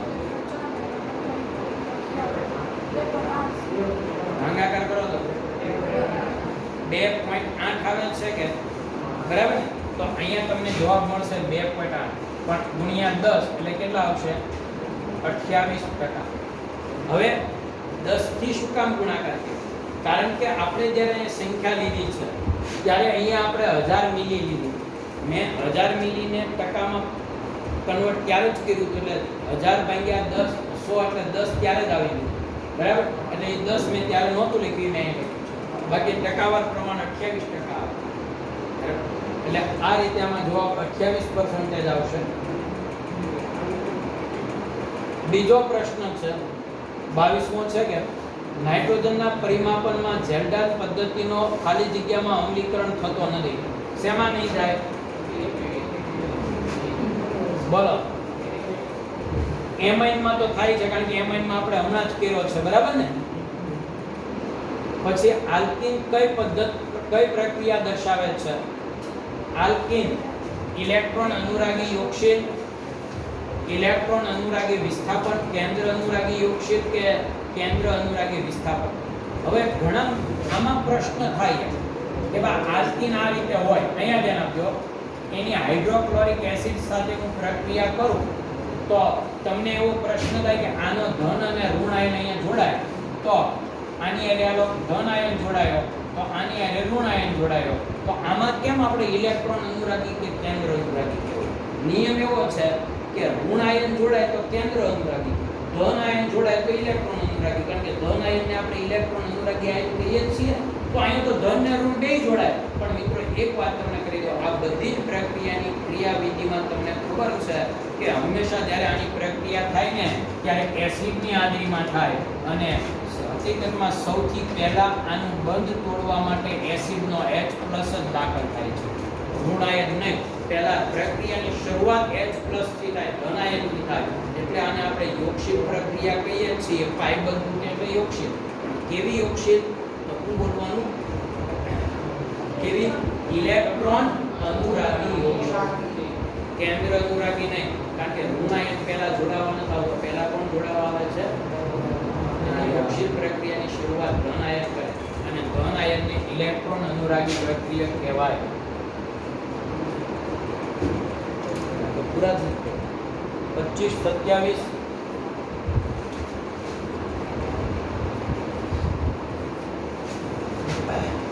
પ્રોપેનની 500 થી 600 સેલ્સિયસ તાપમાને ક્લોરીન સાથે પ્રક્રિયા એ ખાલી જગ્યા દ્વારા આગળ વધે છે પ્રોપેનની એટલા તાપમાને પ્રક્રિયા કરીએ હવે મિત્રો એક વાત તમને કહી પ્રોપેન એટલે અહીંયા તમને ખબર છે CH3 CH double bond CH આની તમે ક્લોરીન એટલે ડાયક્લોરીન સાથે પ્રક્રિયા કરો 500 થી 600 કેલ્વિન તાપમાન એટલે મારા માટે સૂર્યપ્રકાશની હાજરીમાં ગણો અથવા કોઈ પણ ઊંચા તાપમાન મિત્રો ખાલી તાપમાને પ્રક્રિયા થાય ત્યારે હંમેશા કઈ પ્રક્રિયા થાય તમને ખબર છે ત્યારે હંમેશા મુક્ત મૂલક પ્રક્રિયા ઉદ્દીપકની હાજરીમાં જ વિષમ વિભાજન થાય કારણ કે અહીંયા બે અણુ તો સરખા જ છે એટલે ખાલી ઉષ્મા આપશો તો કોઈ એક બંને ઇલેક્ટ્રોન લઈ લે એવું ન બને બે પોતપોતાનો ઇલેક્ટ્રોન લઈને છૂટા પડે સમજાવ્યું તમને અહીંયા જો અહીંયા ઉદ્દીપકની હાજરીમાં હોય તો આ પ્રક્રિયા છે એ તો આયન વિનિમય થશે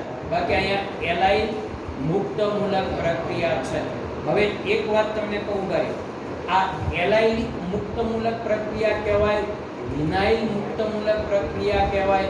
આ બેમાં પ્રશ્ન પહેલું તો ન જ આવે. Propyl carbonium ion. Carbonium ion એટલે હું ધન અને ઋણ આયન.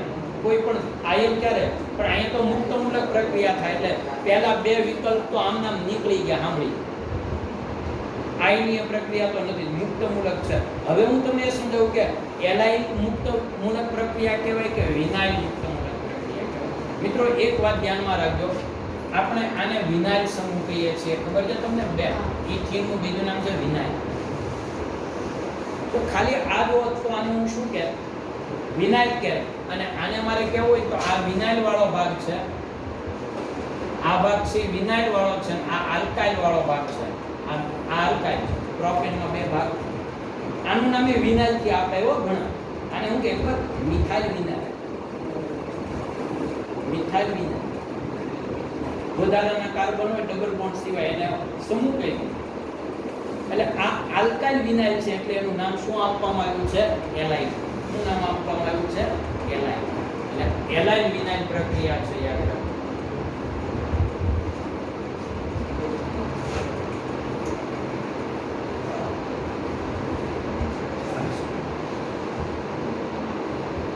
હાલો તો ભાઈ હવે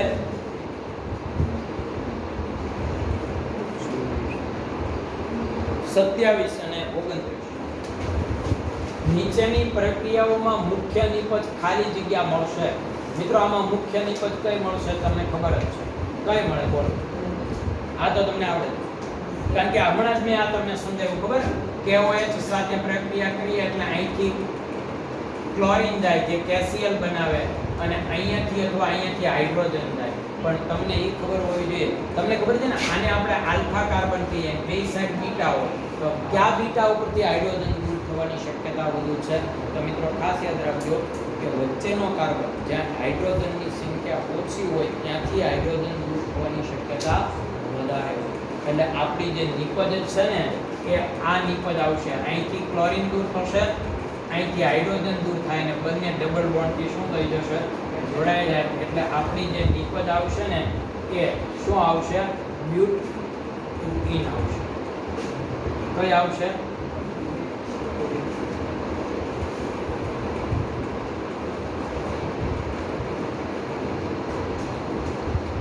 ઓગણત્રીસ 30 નીચેનામાંથી કયું સંયોજન એમોનિયકલ સિલ્વર નાઇટ્રેટના દ્રાવણ સાથે પ્રક્રિયા કરતું નથી? કોણ એમોનિયકલ સિલ્વર નાઇટ્રેટના દ્રાવણ સાથે પ્રક્રિયા નથી કરતું? તો મિત્રો એક વાત તમે સમજી લો. આમ તો એમોનિયકલ સિલ્વર નાઇટ્રેટ એટલે એને શું કહેવામાં આવે? ખબર? ટોલેન્સ પ્રક્રિયા. એ શું છે?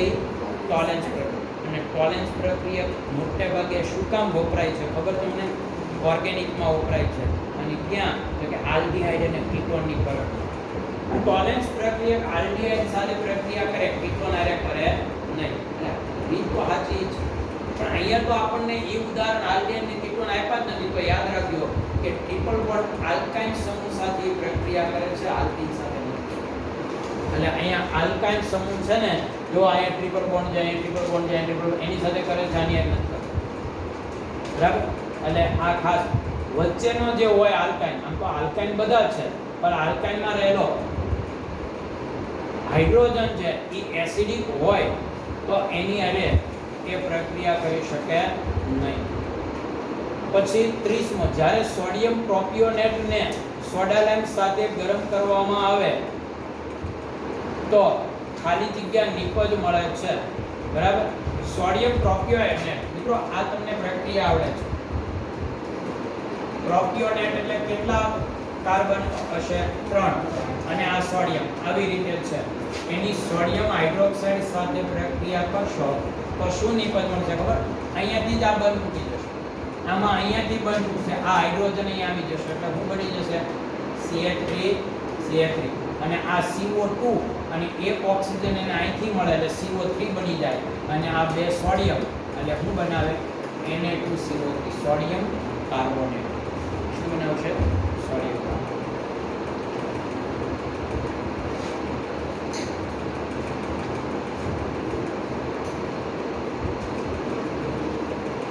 31મો આયોડોફોર્મને સિલ્વર પાવડર સાથે ગરમ કરવાથી નિપજ ખાલી જગ્યા મળે છે.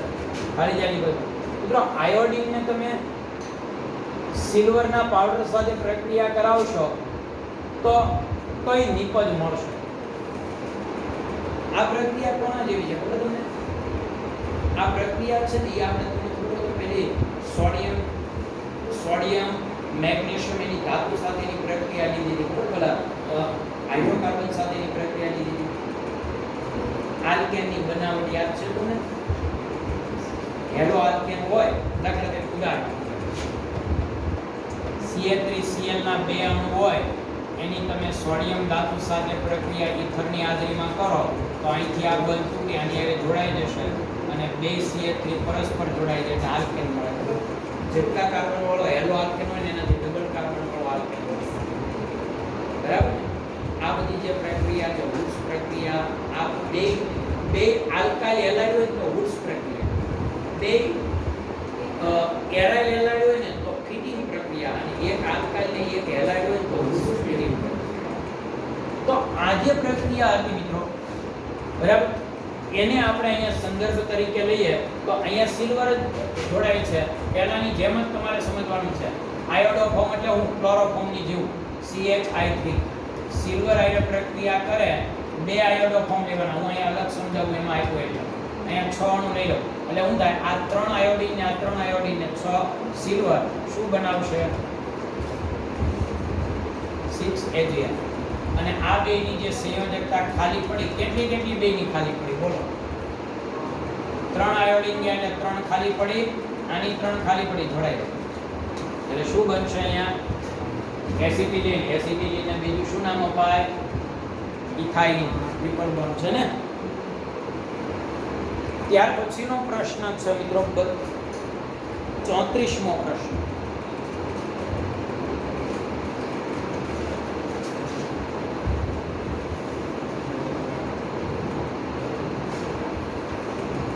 નીચે આપેલ પ્રક્રિયામાં ઇથાઇલ બેન્ઝીનની નિપજ ડી જણાવો. ઇથાઇલ બેન્ઝીનની નિપજ, ઇથાઇલ બેન્ઝીન ની નિપજ કઈ હશે? મિત્રો પહેલા આપણે ઇથાઇલ બેન્ઝીન લખીએ. ઇથાઇલ બેન્ઝીન એટલે શું એ તમને ખબર જ છે કે બેન્ઝીન સાથે શું જોડાયેલું હોય? ઇથાઇલ. બરાબર ને? તો એને આપણે ઇથાઇલ બેન્ઝીન કહીએ. હવે આગળ વધીએ. હવે ઇથાઇલ બેન્ઝીનની કોની હારે પ્રક્રિયા કરવાની છે? જો અહીંયા આપણને આપી દીધું છે ને KMnO4 વડે શું કરવાનું છે? અહીંયા ઓક્સિડેશન. તો તમે KMnO4 વડે ઓક્સિડેશન કરશો તો શું થાય? તો અહીંયા ઓક્સિડેશન કરશો એટલે ઓક્સિડેશન થાય અને આપણને જે નિપજ મળે પછી બી નિપજ મળશે. પછી એમાંથી પાછી બ્રોમિન સાથે પ્રક્રિયા કરવાની છે. છેલ્લે આલ્કોહોલ સાથે પ્રક્રિયા કરવાની. છેલ્લે કોની સાથે કરવાની છે પ્રક્રિયા? આલ્કોહોલ સાથે. પહેલા તો આપણે આ સમજીએ.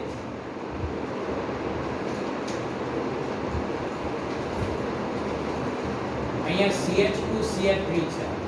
એનું તમે પોટેશિયમ પરમેંગનેટની હાજરીમાં પ્રક્રિયા કરશો ને તો ઓક્સિડેશન થશે મિત્રો. સંપૂર્ણ ઓક્સિડેશન થાય. કેવું ઓક્સિડેશન થાય છે અહીંયા? સંપૂર્ણ ઓક્સિડેશન થાય. એક વાત તમે સમજી લેજો કે જ્યારે ઓક્સિડેશન થાય ત્યારે આ જે કાર્બન સાથે હાઇડ્રોજન જોડાયેલા હોય ને એને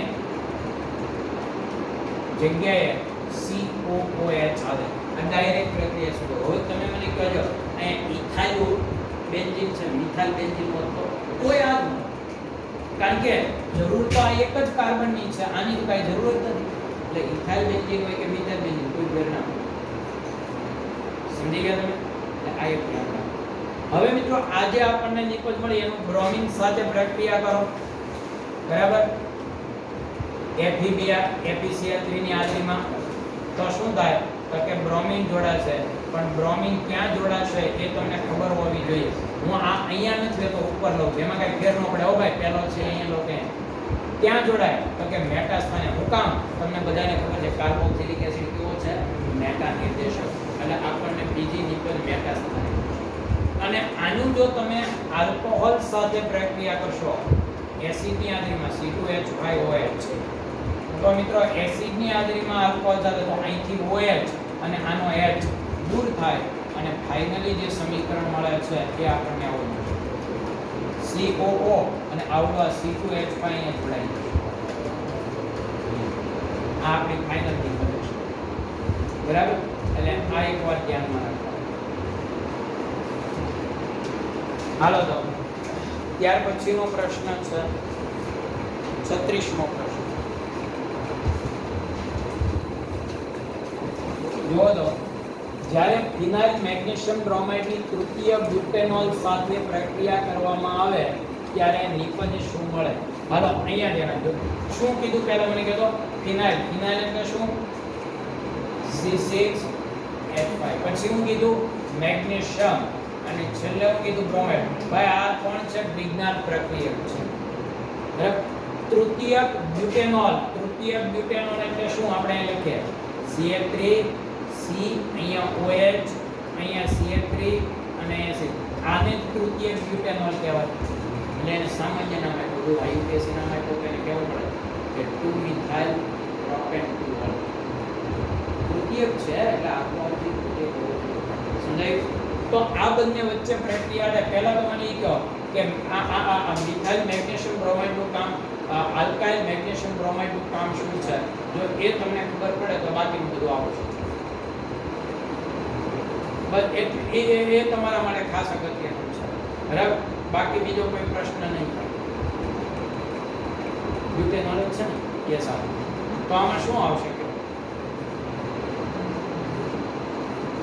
યાદ કરો આપણે જે આ પ્રક્રિયા લેતા હતા ત્યાં આપણે શું કરતા? બરાબર છે મિત્રો. આમાં બંધ ક્યાંથી તૂટે ખબર છે? જો આપણે જે સામાન્ય રીતે સાંભળો, આપણે જે સામાન્ય રીતે વિજ્ઞાન પ્રક્રિયા લેતા હતા એ ક્યાં લેતા હતા? અહીંયા ક્યાં છે? આપણે લેતા હતા એવું ટેક્સ્ટ બુક ને એવું આપણે મોટે ભાગે ક્યાં વિજ્ઞાન પ્રક્રિયકનો મેક્સિમમ ઉપયોગ આપણે આ આલ્ડીહાઇડમાં કર્યો. આ તમારી જાણ માટે કહી દઉં. આલ્ડીહાઇડ ને કીટોનમાં જ આપણે મેક્સિમમ યુઝ કર્યો. આનો પ્રક્રિયા આપણે આમ લેતા હતા. અહીંથી પાઇબંધ તૂટે એટલે પાઇબંધ તૂટે એટલે ટૂંકમાં આપણે યોગશીલ જ લેતા હતા. એટલે ઓક્સિજનની ખાલી ઓક્સિજન ઋણ છે એટલે એની સાથે આવવા ધન ભાગ્યા MgBr અને આ જે છે એ ઋણ છે એ આ કાર્બન સાથે જતો. એટલે આપણે જે પ્રક્રિયા લીધી બધી આવી એ પાઇબંધ તોડી અને વિજ્ઞાન પ્રક્રિયામાં આ જ યુઝ કરી મેક્સિમમ યુઝ આવે. પણ મિત્રો અહીંયા મેક્સિમમ જે આપણે કરીએ અહીંયા આ ભાગ આ પ્લસ ભાગ છે. આ કેવો છે? એટલે આ પ્લસ શું કામ છે? ઘણાને મેગ્નેશિયમ બ્રોમિન વાળા ત્યાં માઇનસ જ દેખાય છે. મેગ્નેશિયમ એની એરે છે બરાબર. આ +2 વીજ બાર છે, આનો -1 એટલે ફાઇનલી +1. અને આમાં મિત્રો અહીંયાથી બંધ તોડવાનો છે આ પ્લસ અને આ માઈનસ, કારણ કે એસિડ તરીકે વર્તે છે. હવે તમે સમજી શકો છો કે આનો પ્લસ આના માઈનસ સાથે જોડાય C6H6 અને બાકીનું તમે આની સાથે જોડી શકો. હું CH3 કેટલી વાર છે? 3 ટાઈમ. પછી C, પછી O અને O સાથે કોણ જોડાય? Mg. ઓકે,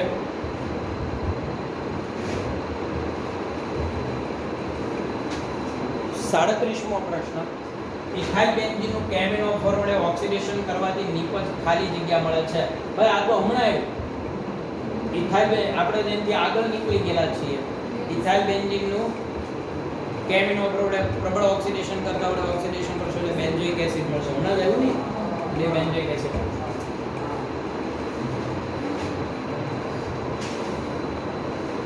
પછી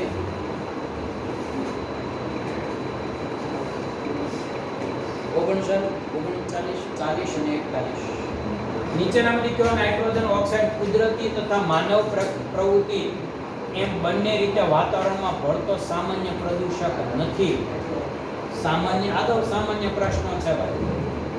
એવો કેવો વાયુ છે કે જે કુદરતી દ્વારા અને માનવ પ્રવૃત્તિઓ દ્વારા બંને રીતે વાતાવરણમાં ભળતો ન હોય? બેમાંથી એક રીતે જ હોય બરાબર. નાઇટ્રોજન ડાયોક્સાઇડ તો વાતાવરણમાં ટૂંકમાં કહું ને તો તમને ખબર છે કે વિઘટનથી જે નાઇટ્રોજન ઓક્સાઇડ મળે ને એ બધા માનવીય રીતે મળે ને કુદરતી રીતે મળે બરાબર. એટલે એમાં નાના અણુવાળા બધા જ આવશે. નાઇટ્રોજન ડાયોક્સાઇડ, નાઇટ્રોજન ઓક્સાઇડ અને નાઇટ્રોજન બધા આવશે, કારણ કે બધા જ માનવીય પ્રવૃત્તિ દ્વારા ઉત્પન્ન થાય. એક નાઇટ્રોજન પેન્ટોક્સાઇડ છે એ આપણે ઉત્પન્ન કરતા. બરાબર, એનો યુઝ કરીએ છીએ એ બનાવતા. ત્યાર પછી 40મો પ્રશ્ન છે, એક અંડરગ્રાઉન્ડ તળમાં ક્લોરાઇડ, લેડ, નાઇટ્રેટ આયનની સાંદ્રતા અનુક્રમે અહીં આપી છે. આ નમૂનાનું પાણી પીવા માટે ખાલી જગ્યાની સાંદ્રતા વધારે હોવાથી પીવા લાયક રહેતું નથી. તો મિત્રો આ તો સિમ્પલ છે. તમને આમ તો તમારી જાણ માટે કહી દઉં કે તમને એવું બતાવવા માંગે છે, આમ તો આ બધા જે આપ્યા ને એ બધા જ નુકસાનકારક. પાણીમાં ફ્લોરાઇડનું પ્રમાણ ક્યાં વધુ છે? કહું તમને, ખાસ દરિયા કિનારે આપણે જે પાણી છે ને બધું, એમાં ફ્લોરાઇડનું પ્રમાણ આપણે ભાવનગરમાં જે 5 ફૂટ, આપણા કાળિયાબીડમાં તો ખાલી 5 ફૂટ તમને નવાઈ લાગશે. 5 ફૂટ ખાલી ખાડો ગાળીને તો પાણી આવી જાય. મેં મકાન બનાવ્યું છે, એમાં ટાંકો ખોદ્યો છે 8-9 ફૂટ, પણ ફીણ આવી ગયા. કારણ કે સિમેન્ટથી ચણીએ ને એ પહેલા દર અડધી કલાકે ટાંકી ખાલી કરવી પડે પાણી, નીચેનું જે તળિયું છે. અને ઓછામાં ઓછું અડધા-પોણા ફૂટ જેટલું સિમેન્ટ, કોન્ક્રીટ અને રેતી કોરી નાખી ત્યારે પાણી સ્થિર. પછી એના ઉપર 6 ઇંચ એટલે અડધા ફૂટનો પાછું લોખંડથી પીસીસી કર્યું. પછી એના ઉપરથી આમ ઊભી ઈંટ મૂકી અને પાછું રોડી કરી અને ઓછામાં ઓછું 2 ફૂટ જેટલું તળિયું છે એ લીધું, ત્યારે એ પાણી આવતું હતું. ભાવનગરમાં અહીંયા 5-6 ફૂટે પાણી આવ્યું. પણ એ બધું જ પાણી છે ને એ એકદમ ખારું નથી, પણ પીવો તો આમ કડસા જેવું લાગે. ક્લોરાઇડનું પ્રમાણ 1300 ને હમણાં જ મારે એક ભાઈ છે એને સરદારનગર જે ડારના પાણીનું ટેસ્ટ કરાવ્યો, 1350 ક્લોરાઇડ આવ્યું. પીવા લાયક જ ન કહેવાય. એટલે આમાં જે આયનો આપ્યા ને એ બધા જ મિત્રો પાણીને દૂષિત કરે છે, પીવા લાયક. પણ એનું પ્રમાણ તમને જે ટેક્સ્ટ બુકમાં આપ્યું યાદ રાખવાનું કે એટલે સુધી ક્લોરાઇડ હોય તો વાંધો નહીં, એટલે સુધી આવે. એટલે એ અર્થમાં આપણને કીધું કે આમાંથી કોણ પ્રદૂષણ કરે છે. તો એનો મતલબ એવો થયો કે ફ્લોરાઇડ એ પ્રદૂષણ તો કરે જ છે, પણ 100 ppm હોય ત્યાં સુધી વાંધો નથી. સમજી ગયા તમે? લેડ તે કરે છે પણ એનું પ્રમાણ 40 ppm છે, કોઈ પ્રશ્ન નથી. નાઇટ્રેટ આયન જે છે, નાઇટ્રેટ એનું પ્રમાણ છે 100 ppm છે. નાઇટ્રેટનું પ્રમાણ કેવું હોવું જોઈએ? ખૂબ જ ઓછું, એની બધાએ વધુ છે.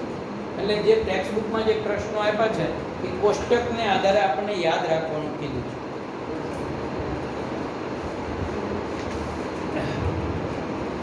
નીચે પાણીના નમૂનામાં અમુક એનાયનોની ppm માં સાંદ્રતા નીચે પ્રમાણે આપેલી છે.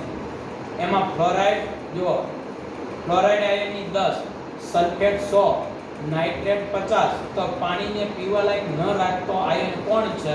એટલે કોને કારણે પાણી છે એ પીવા લાયક રહેતું નથી.